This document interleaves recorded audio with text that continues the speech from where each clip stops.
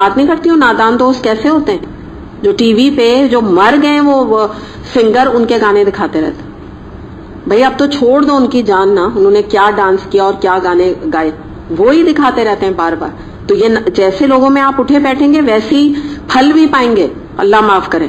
جو یہ ان کو میں نادان دوست مطلب بری صحبت بھی آپ کہیں اور نادان دوست بھی ساتھ میں کہیں. یہ اتنے نادان، یہ جو دنیا پرست لوگ ہوتے ہیں نا، یہ اتنے نادان ہوتے ہیں، یہ دنیا بھی برباد کرتے ہیں انسان کی اور آخرت بھی برباد کر کے چھوڑتے ہیں. آپ سوچیں ایک انسان مر گیا، ایک مغفرت کی دعا دیکھ لیجئے. آپ لوگ آبزرو کیے گا، یہ مرنے والے جو یہ پروگرامز ہوتے ہیں نا، ان کو کبھی آپ آبزرو کریے اور صرف عبرت کے لیے دیکھیے کہ یہ بات کیا کرتے ہیں.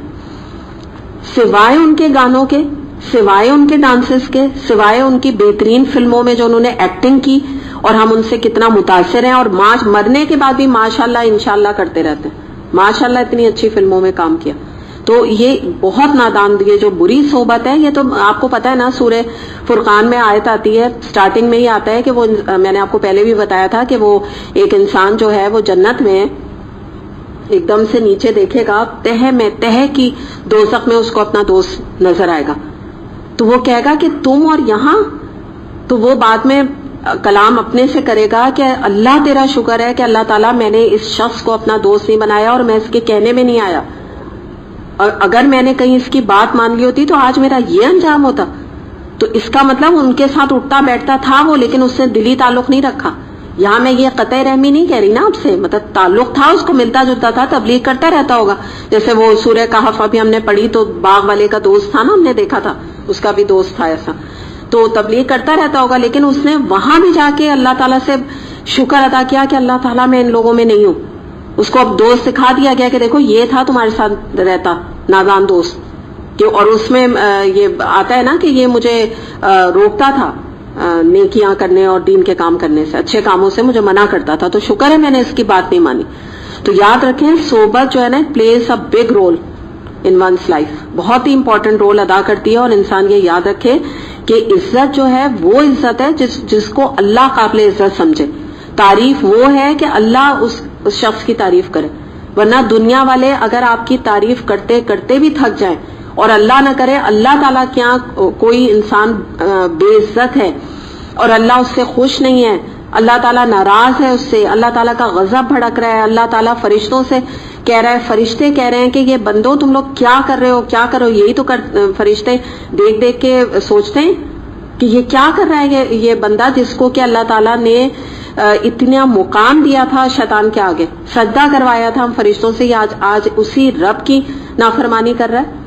تو آپ یہ سوچیں کہ عزت وہی ہے جو اللہ سے اٹیچڈ عزت ہے، قرآن کی عزت ہے. میں نے وہی آپ کو بتایا کہ میں یہ نہیں کہتی کہ آپ دنیا میں عزت نہیں پائیں گے. ایسی عزت کا فائدہ کیا، آپ دیکھیے، آپ نیٹ کھولیے، یہ گوگل کریے اور مختلف آپ چینلز وغیرہ دیکھ لیجئے. عزت تو اللہ کے نافرمانوں کو دنیاوی بڑی ملی ہوئی ہے، بہت عزت ہے.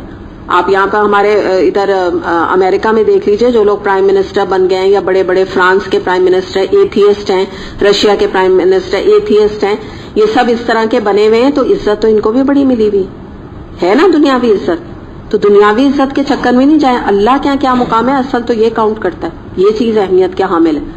تو یہ بہت ہی امپورٹنٹ چیز ہے. اور دوسرے جو یہ چننے والی بات ہے، تو اس میں آپ یہ دیکھیں کہ اب آپ ہی جو پڑھنے والے ہیں، پڑھانے والے، دونوں حامل قرآن ہیں. ہاں ٹھیک ہے، تھوڑا سا اسٹوڈنٹ لیول میں آپ کا ذمہ داری کم ہوتی ہے، پڑھانے والے کی ذمہ داری زیادہ بڑھ جاتی ہے. لیکن ایک اپنی ذمہ داری کو انسان محسوس کرے قرآن پڑھتے ہوئے کہ میں ایک رول ماڈل ہوں، میں ایک حامل قرآن ہوں. میں اگر جو مثال قائم کروں گی، جس عمل کے اوپر میری موت ہوگی، وہی چیزیں میرے بچے، میرے گھر والے، میرے دوسرے لوگ مجھے اسی چیزوں سے، انہی لنک کے ساتھ مجھے یاد کریں گے.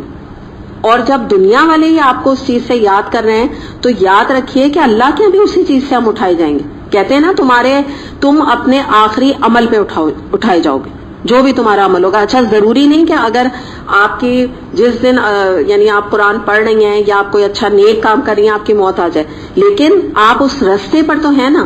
اگر آپ نے 3 دن پہلے بھی قرآن کی کلاس اٹینڈ کی، جیسے میں ان کا بھی آپ کو نرگس کا بتا رہی ہوں کہ 3 دن پہلے بھی اٹینڈ کی، تو رات تو آپ نے اللہ ہی کی پر تھی نا، الحمدللہ لکھا تو وہی جائے گا. ضروری تو نہیں نا کہ اسی دن ہی ڈیتھ ہو جائے یا یہیں ہو جائے, یہ نہیں ہے. یہی آنر ہے کہ راستہ کون سا تھا یہ دیکھیں گے نا فرشتے اور اللہ تعالیٰ کہ کون سا چناوا تھا اس شخص نے. اور دوسری بات, ایک اور بات یاد رکھیں کہ دیکھیں اگر ہم اپنی عمر کے حوالے سے دیکھیں, آپ آرمی میں دیکھ لیجئے, آپ بیسٹ ملٹائی نیشنل کمپنیز میں دیکھ لیجئے, کوئی بھی کوئی اچھی جاب, کوئی اونچی جاب 60 ایئرس کے بعد نہیں ملتی. ریٹائرنگ ایج ہوتی ہے 60 ایئرس. تو آپ یہ سوچیں کہ ہمارا معاملہ کیا ہوتا ہے کہ ہم دین کی طرف کب آتے ہیں؟ جب ہم 60 سال کے ہوتے ہیں. بالکل اپوزٹ معاملہ ہے. آرمی میں 60 سال کا جو اگر کوئی بندہ ہے نا, وہ بس پھر اس کو بنا دیتے ہیں بریگیڈیئر اور یہ اور وہ, ٹھیک آنر ہوتا ہے بٹ ٹیبل جاب ہوتی ہے, کوئی جاب نہیں ملتی کہ اب آپ آئیے کیڈٹ بن جائیے. 60 سال کا جو بوڑھا انسان ہے وہ کیڈٹ والا کام کر ہی نہیں سکتا. اسی طرح سے جو بھی کوئی جتنے بھی دنیا میں جابس ہیں وہ کوئی نہیں ملیں گی 60 سال پہ, کوئی نہیں رکھے گا. لیکن ہمارا معاملہ دین کے ساتھ کیا ہے کہ جو بچا کچا ہماری انرجی رہ جاتی ہے, جو بچا کچا ہمارا ہیلتھ رہ جاتی ہے, ٹوٹی پھوٹی ہمارا جسم رہ جاتا ہے, اس کو پھر ہم دین کے لیے لگاتے ہیں. اور اس کی ابتدا بھی کس سے کرتے ہیں اور انتہا بھی کس سے کرتے ہیں؟ حج سے. حج کر لیں گے, بس یہ سمجھتے ہیں کہ ہمارے پرانے گناہ بھی دھل گئے اور بس حج کرنا کافی ہے, پھر بھی اس کے بعد کو خاص ضرورت نہیں. پہلا ایک زمانہ تھا کہ بوڑھے ہو کے بھی لوگ کہتے تھے اب ہم مسجد میں 5 وقت کی نماز پڑھیں گے. اب تو وہ بھی نہیں ہے, اب تو حج کافی ہے, نماز بھی کوئی ضرورت نہیں ہے. ان کو بھی اب وہ چینل اور ٹی وی اور نیوز ہی کچھ نہیں, اور یہ ساری چیزوں میں فتنے ایسے پیدا ہو گئے ہیں. اور اس دن پتہ نہیں کون بتا رہا تھا مجھے کہ ان کے گھر میں کوئی بوڑھے مدر ہیں یا کون ہے, تو ان کا بتا رہے تھے کہ وہ یہ کرتے ہیں ان کا ٹائم پاس کے لیے ان کے کمرے میں ٹی وی لگا دیا, کیونکہ بچے تو کہتے ہیں اب اتنا کوئی توجہ تو نہیں دے سکتے, بیڈ ریڈن ہے وہ, تو ان کو ٹی وی سامنے لگا دیا, اس میں جو خرافات ڈرامے اور فلمیں اور سب آتی رہتی ہیں ان کے سامنے لگایا ہوا ہے, جیسے وہ چھوٹے بچوں کو نہیں انٹرٹین کرتے رہتے ہیں تاکہ یہ ہمیں تنگ نہ کرے. تو یہ ان کو اپنی یعنی اولاد جو ہے وہ یہ سرو کر رہی ہے اپنے والدین کو بھی. تو ایسی اولاد سے بھی جس کو کہتے ہیں نا کہ اللہ بچائے, کہ وہ تو اب جاتے جاتے ماں باپ کی بھی دنیا اور آخرت تباہ کر رہی ہے, کہ وہ بیچارے نہ دیکھنا چاہیں نہ دیکھنا چاہیں, ان کے سامنے چینلز لگا دیے الٹے پلٹے ڈراموں کے کہ امی آپ ڈرامے دیکھا کریں, وقت آپ کا اچھا کٹے گا. اور زیادہ تر آپ دیکھیے بوڑھے لوگوں کا یہی کہا جاتا ہے, جیسے بوڑھے لوگوں کو مشورہ دیا جاتا ہے کہ آپ کی مثال کے طور پہ آپ گھر میں اب رہتی ہیں, آپ بیڈ ریڈن ہو گئی ہیں, آپ بس ڈرامے دیکھا کریں, آپ فلمیں دیکھا کریں, آپ کا وقت بڑا اچھا کٹ جائے گا.